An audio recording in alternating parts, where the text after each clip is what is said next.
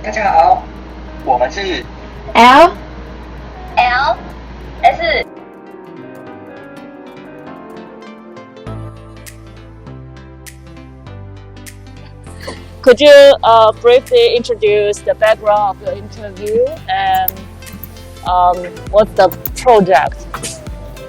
Oh, okay. So basically, we are a group of college students and supported by the Ministry of Education in Taiwan. Mm-hmm. And we are doing this project about the issues of youth losing to believe in themselves and hope to improve the fear and weakness when they enter in the first job. Okay. Yeah. And where did you find my MPO? And which channel through which channel you know us? Oh, because we have searched that you have a camp called Growth Camp, right? Growth Camp? Yeah, I'm not sure. We have a non-profit organization dedicated to promoting the professionalization of fundraising in China. So, I'm curious about why you are interested on us. Yes, so as I said before, we have searched the camp, and because we want to hold a workshop for ourselves, so we just come up with your organization, and we want to ask you the question like how to help out the growth camp or how to help out the workshop, and what do you think about the younger generations like that? Actually, we do not focus on younger generation. We provide capacity building. We call that the capacity training for the fundraisers in China. So it's not just specifically focusing on young people. Yeah, so, a little part. Actually, most of our Chinese, they are not young. Really? They are not as young as you guys. It's okay because we also want to ask about how to be a good charity fundraiser, because for sure we need some foundation. Yeah. Okay, so do you have any sense about the fundraising market in China?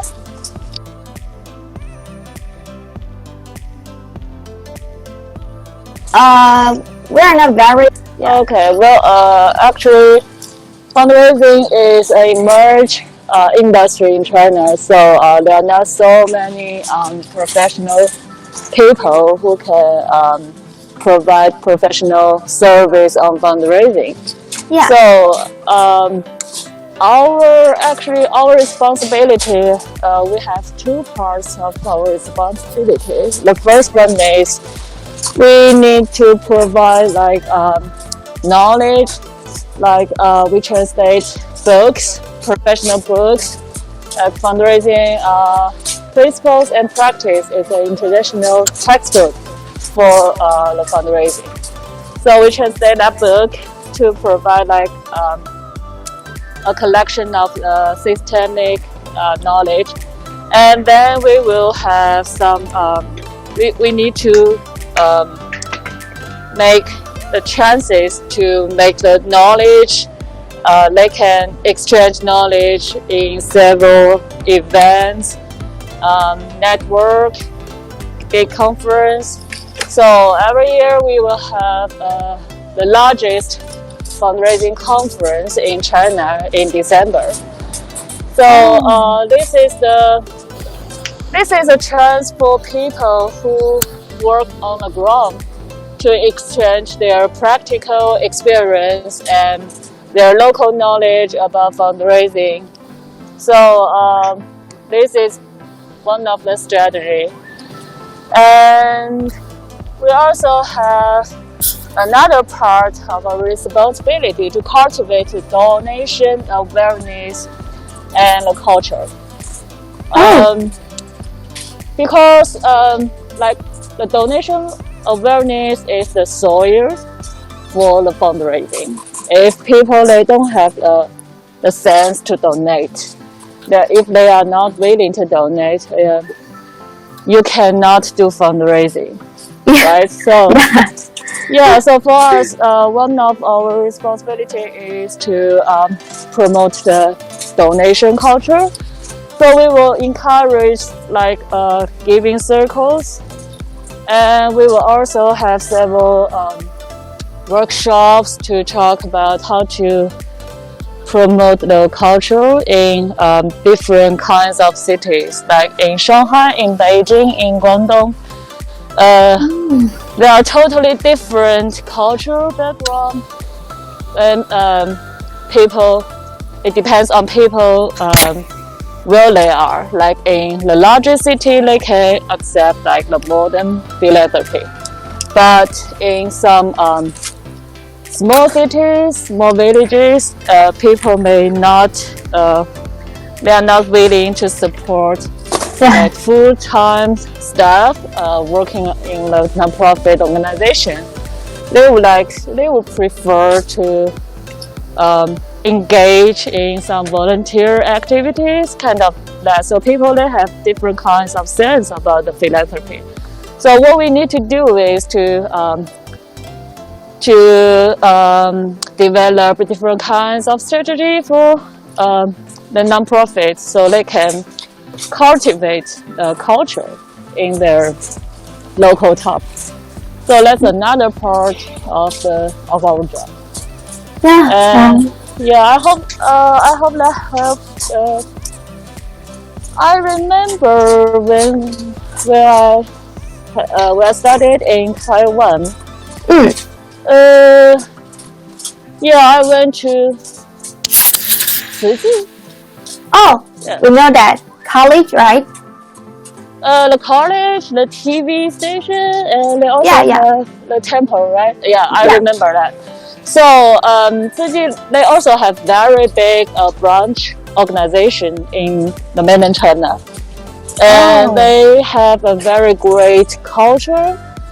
So, like people, I know many people, including famous like stars or some people who have the leadership. They like慈济, so they would like to be a volunteer to join the慈济system.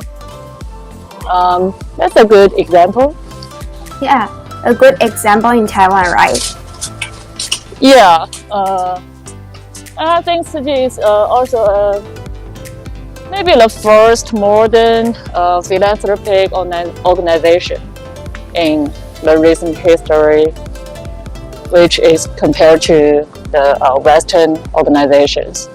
So I think you also have a very good some local organizations to learn about. Yeah. So it sounds like promoting is very important in fundraising, right? Actually, engagement is the first step of the fundraising. So you need to have some. You need to design some activities to engage people, so they can have the chance to know about you.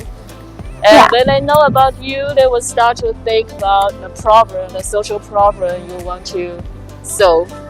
So they might have some opinion on that, and they will also know exactly what kinds of the support you need. So that is the first step for people. They need a chance to know about you, and then you will have the fundraising reasons. We call that the causes. CAUSES. Yeah, you need a cause to call on people to support you. Not only donate their time, their talent, but also the money. So that's the basic. That's the fundamental basic for fundraising. Yeah, awesome. Are there any suggestions for us, like how to get their trust?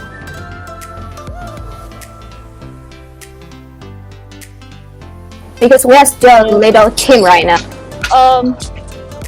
Branding will be a very important thing for you guys to think about it. Well, a small team is not a problem. Oh, really? The problem is, the small team is not a problem. The problem is why people they need to support you and if people like you.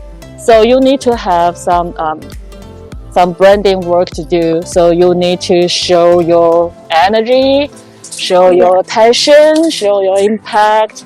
So when people they like you, they will support you. That's the major reason. Usually. Yeah. So get their trust and make them like us.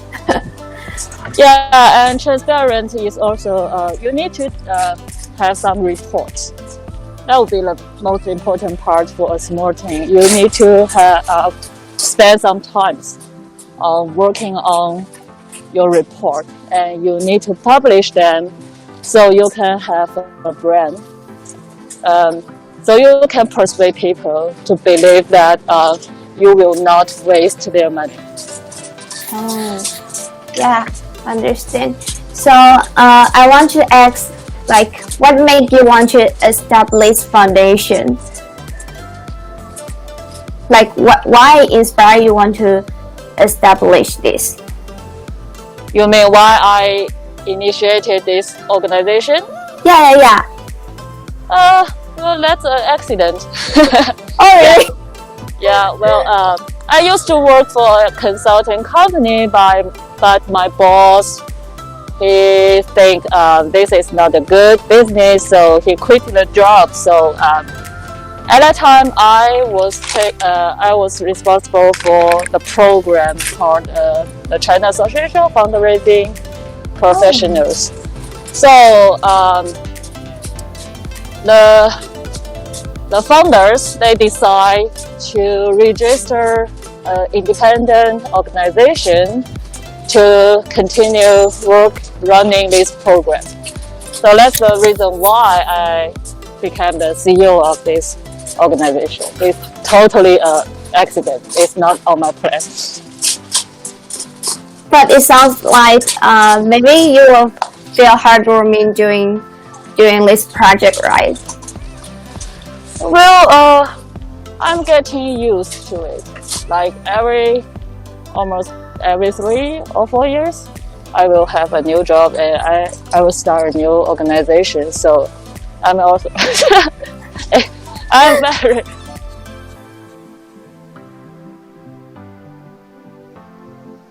used to it. So for me, it's just another job. Yeah, understand. So the second question is, what are the exchanges with local NGOs? Because I know we have to exchange with them, right? What do you mean? I don't understand. Like if we want to cooperate with them, what we need to prepare? Cooperate with who? The local NGOs. Local NGOs? That depends on what kind of value you can provide. So, for instance, like us, we can provide like lessons or course to them. Maybe like we want them to donate us. You mean you want them to support your job? Yes. That means you need to find the founders, right? You need to find some foundations to support you, to give grant to you. Well, the first thing is you need to know exactly which foundation working on the field you are focusing on, because different foundations they have different kinds of mission, and they will have different kinds of the requirements. So the first thing is you need to do some paperwork, like you need to search on the internet and you need to look at carefully on their website, and you need to know exactly what kind of the projects they are finding. And just remember, don't waste you and their time. I have to assure that they are fit with our projects, right? Yeah, you need to make sure. The first thing is if it's like your project is in their field and they are interested on that. And the second thing is some foundations, they will have the requirement about the location. Like some foundations, they may only support organizations in large cities or only support the organization working on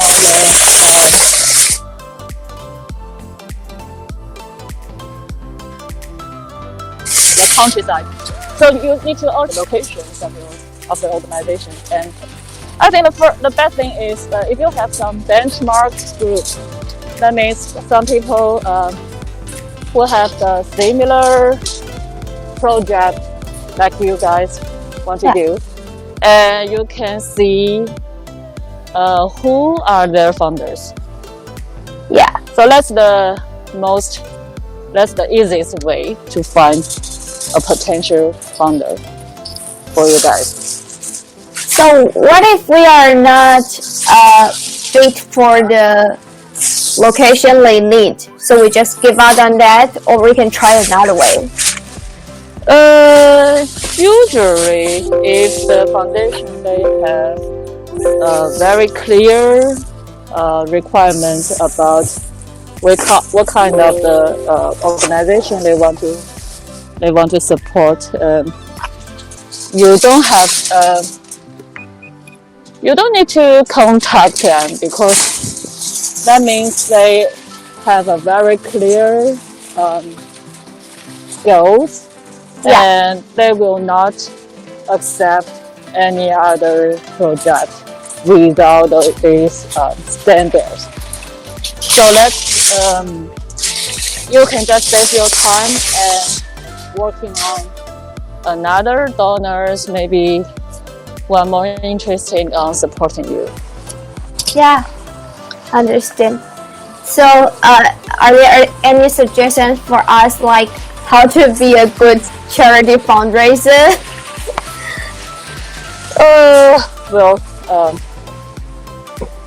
I think the first thing is you know exactly what kind of the value you have. Yeah, the value. Yeah, the value, you can tell exactly what's the advantages of your guys. What's the differences between you and other similar projects? Yeah, make a difference, right? Yeah, and you also need to have a very good